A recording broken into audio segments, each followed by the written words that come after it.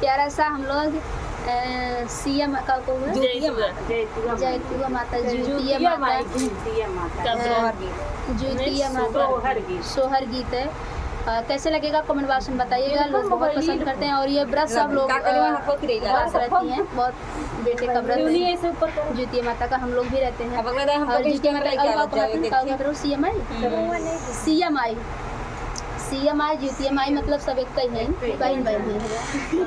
जय नालक प्यार सा सोहर गीत सुना रहे हैं, कैसे लगेगा कमेंट बॉक्स में बताइएगा। चला मैं बुद्धि बताऊंगे अब ध्यान अंगने में बैठी काशी भी हंसी माना रोई भी हंसी माना रोई हो बहिनी सब सखिया सिया के पूजन जानी हम गई से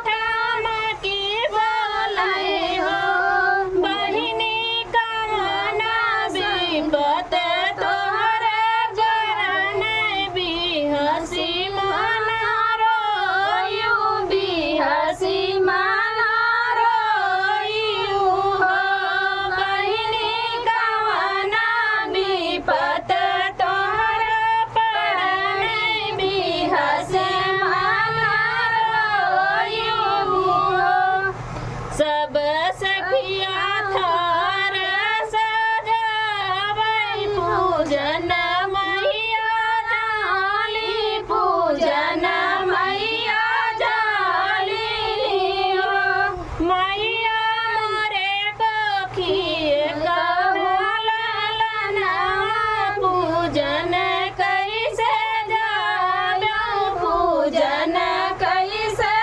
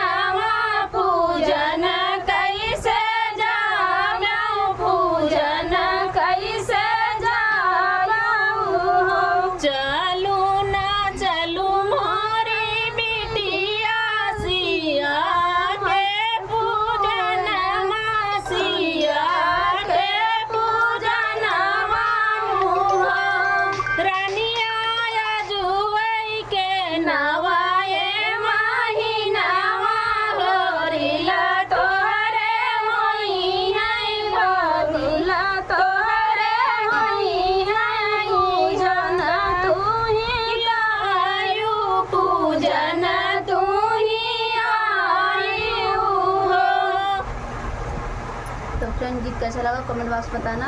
ये था